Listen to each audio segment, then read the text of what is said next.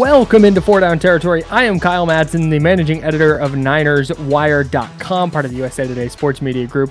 Joining me as always, the wonderful Doug Farrar, the managing editor of Touchdown Wire. Doug, you brought up a point before the show, and I think it's worth talking about now before we dive into our various downs here as we go through some mid-season award type of deals. We don't really have a mid-season anymore. It's really annoying.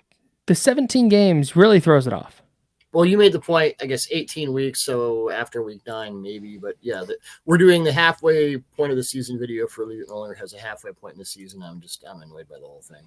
It's really frustrating, and it's the biggest issue I've had so far with the 17 games. Yep.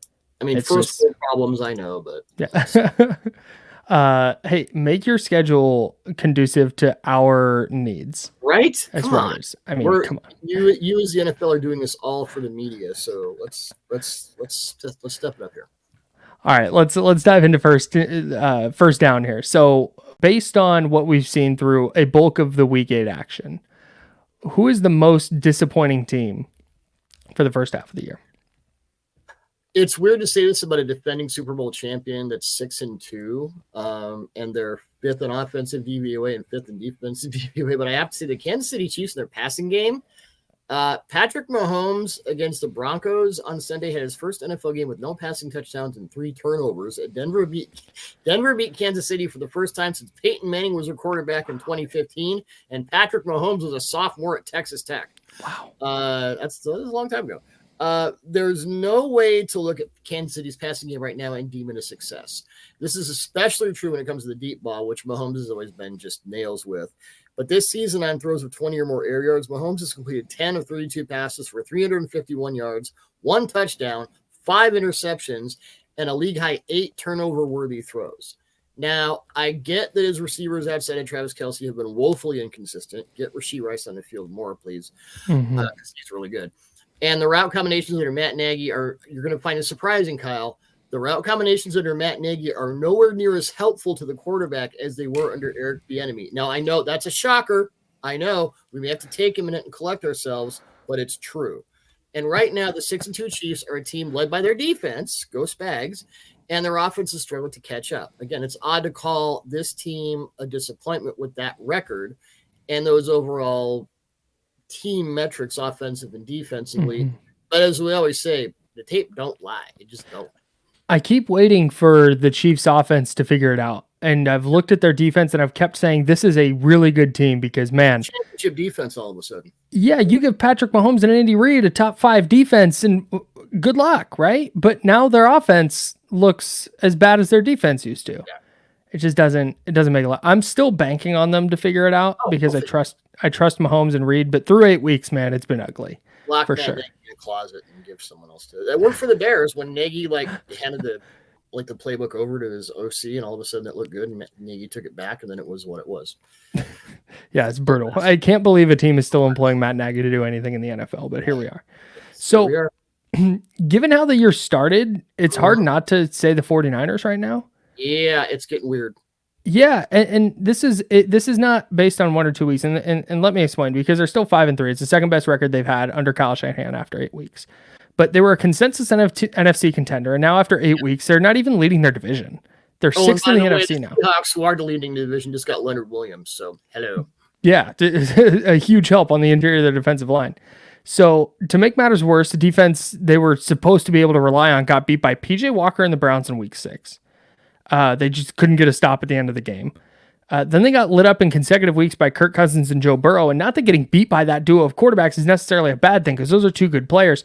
But the Niners had the same problems both weeks.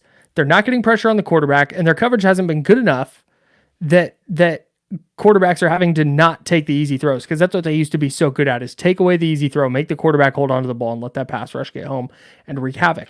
That's not working. And then you get to the offensive side. Against Cincinnati, they averaged over 8 yards a play. Like the efficiency is there. Then the same thing against the Vikings. They were up over like six yards a play. Mm-hmm. So the efficiency is there, but you have Brock Purdy starting to turn the ball over. He has 5 interceptions in the last 3 games, and all of them have come with the team down 1 score in the second half. Part of this is because Trent Williams and Deebo Samuel are out, but Kyle Shanahan just hasn't had a ton of answers without those 2 players on the field. And San Francisco hasn't been able to run the ball. So they're putting games on Brock Purdy's right arm, and that's just not super conducive to playing winning football. So the 49ers are in a bind going into the bye week where they'll need Shanahan and defensive coordinator Steve Wilks to both do some pretty significant problem solving. That's something that I believe Kyle Shanahan is very good at. It's something that 49ers defensive coordinators Robert Saleh and D'Amico Ryans in the past have been very good at. Now they need to see if Steve Wilks is able to do that, because if they don't, the 49ers could very easily miss the playoffs. Because look at this. They got 2 games left against Seattle. They have a contest at Jacksonville coming out of the bye, where Jacksonville is also coming out of their bye. Then they're at Philadelphia, and they have a home game against the Ravens. If they're playing the rest of the way they're playing right now, I don't know how they win any of those games. And that's when you start talking about this team that was supposed to be a contender missing the postseason. Well, I have one answer for Kyle Shanahan. Don't play your starting quarterback when he's obviously concussed, because he's thrown 4 of those picks since that concussion late in the Vikings game when he was trying to sneak. And I wasn't being rude getting my phone. I took this picture of an ESPN graphic this morning. In their 5-0 start, the Niners averaged 33.4 points per game. They were allowing 13.6 points per game, and their turnover differential was +7. In their last 3 games, all of which they've lost, they have scored 17 points per game. They've allowed 24 points per game, and their turnover differential is -3. That's what we call a negative trend in all possible ways. And the defense, I was going to watch more of it this morning because we discussed this yesterday, and then the Leonard Williams trade happened, and I had to go hard pivot. Sure.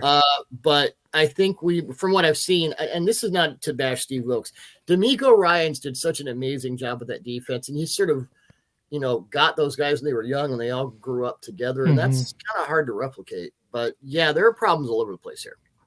Yeah. I don't know. It's not a matter of getting more talent. They have plenty of talent. People are healthy on that side of the ball. There's buttons that their defensive coordinator needs to push, and I'm not sure that Wilks is going to. The 2 most important guys who've been gone are Trent Williams and Deebo, and as impactful as Deebo is, having the best left tackle in the game out is a problem. You can't go out and get another Trent Williams and another Deebo Samuel. That doesn't happen for the most part. So they effectively can't run to the left side right now.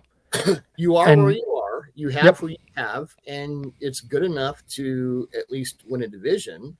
But the urgency is now, as you said. Yep, no doubt. All right, let's move on to second down. Let's get more positive. Yeah. Who's been the most pleasantly surprising team? I would say the Baltimore Ravens on both sides of the ball. It took a while for Lamar Jackson to look fully comfortable in new offensive coordinator Todd Monken's playbook, but it's happening now. Jackson is a fully formed pocket passer and has been for years, no matter what people might want to tell you. His MVP season, he was maybe the best pocket passer in the game. So, hello. Yep. And he's still ridiculous when it's time to leave the pocket. Moreover, first-round pick Zay Flowers has given Jackson the separation generator, a term I borrowed from our friend Greg Cosell. He's never really had at the position, certainly at the receiver position.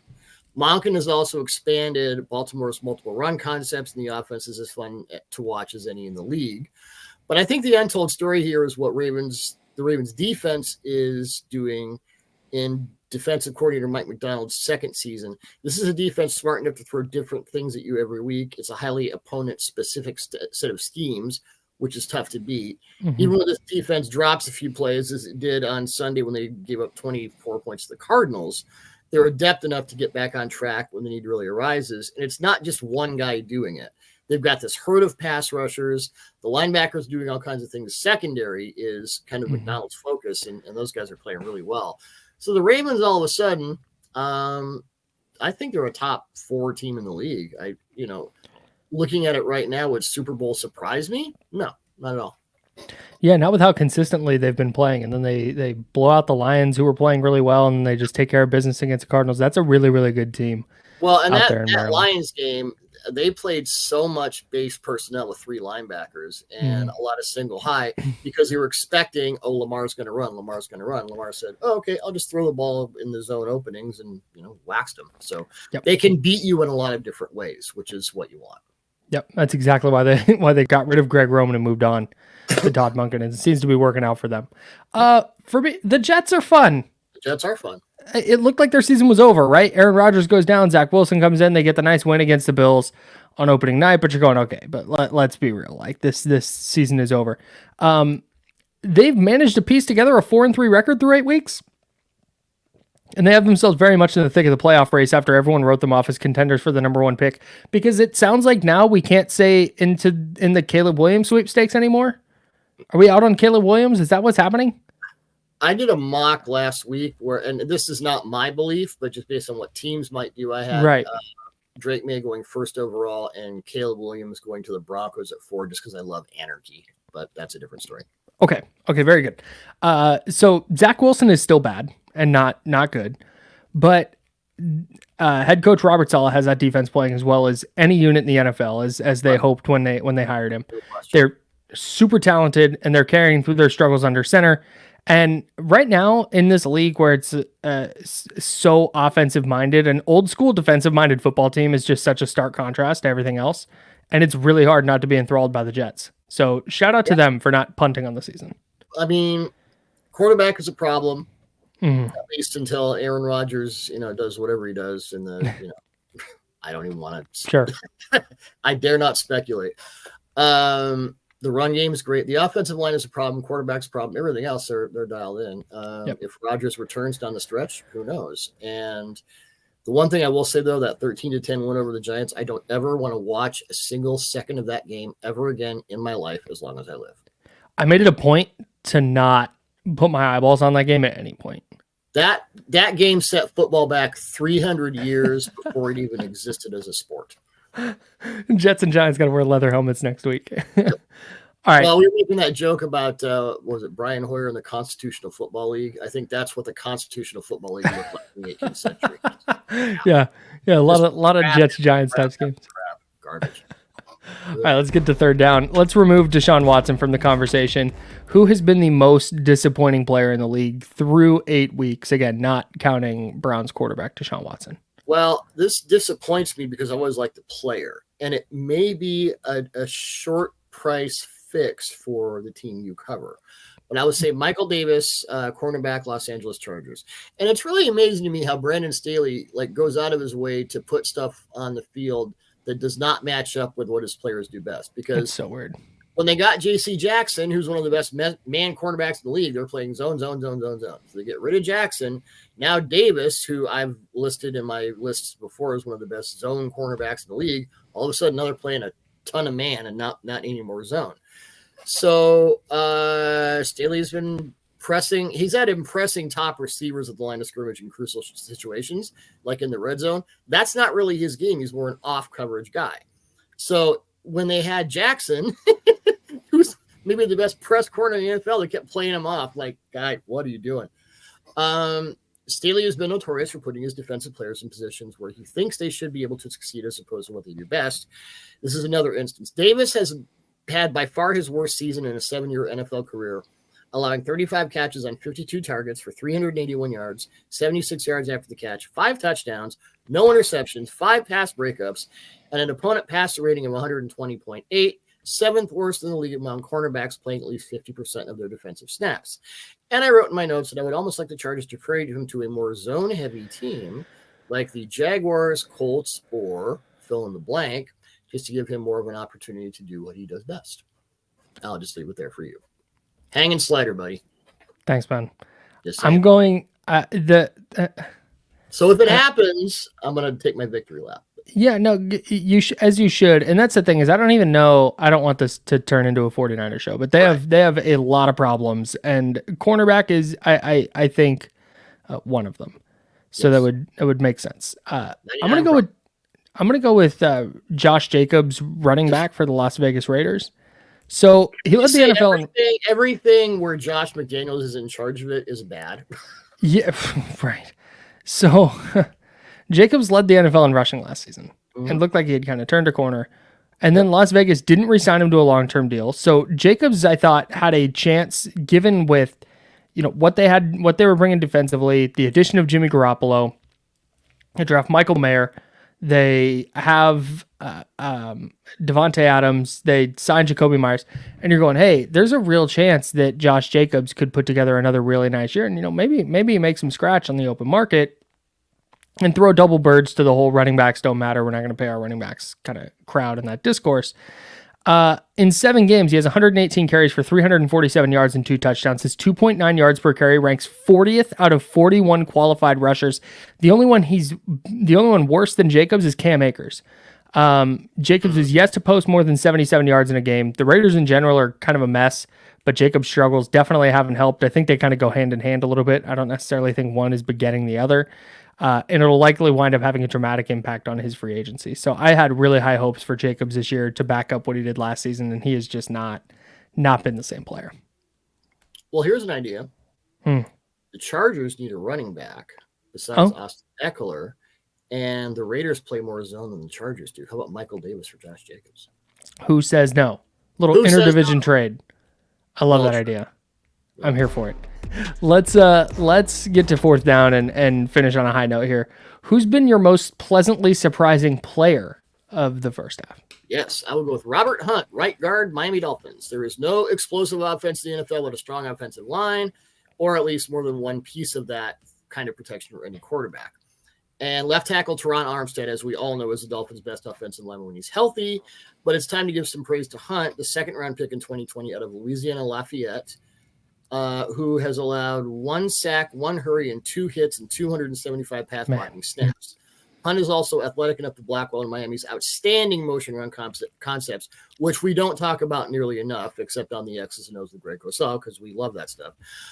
Now the guy previously known for, and you may remember this, Kyle, nearly scoring the greatest big man touchdown ever in 2021, but his receiving touchdown against the Ravens was called back because he didn't report as eligible. Bull crap. Should be lauded for his more traditional expertise. And I say, if a big guy gets a thick 6, rule of cool, rule book doesn't matter. That's tutty. That's just, when I'm commissioner, that's good. I love the rule of cool. Yes. That needs to be implemented immediately. And maybe you want to make the officiating at least like tolerable. I don't know. Yeah, exactly. All right. Mine is Texans quarterback CJ Stroud. And man, you and I were both high on Stroud. I believe he was your QB1. I like Bryce Young, but he was QB1 by a pretty wide margin. Yeah. But then he comes out in the preseason and had a disastrous preseason debut. And you're looking at Bobby Slowick, a first-time offensive coordinator, and D'Amico Ryans, a first-time head coach. And you look, it's like Nico Collins and a rookie Tank Dell. And you're going, man, this is just not that good of an offense. CJ Stroud might really struggle here. We didn't know about Laramie Tunsil, so it was. It had all the makings of just a mess of a rookie season, and Stroud has responded by completing 60.3% of his throws for 1,800 yards, 9 touchdowns, and 1 interception through the first 7 games. PFF has him graded on throws 20-plus yards down the field. They give him an overall 86.2 grade. He's 10 of 19, 3 touchdowns, no picks.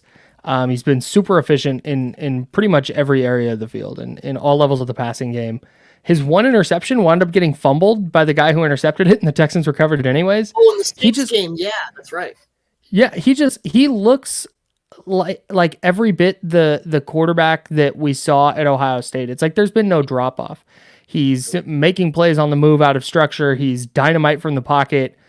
He's really accurate, and this is all that stuff about first-time head coach, first-time OC, not a great stable of playmakers, is all still true.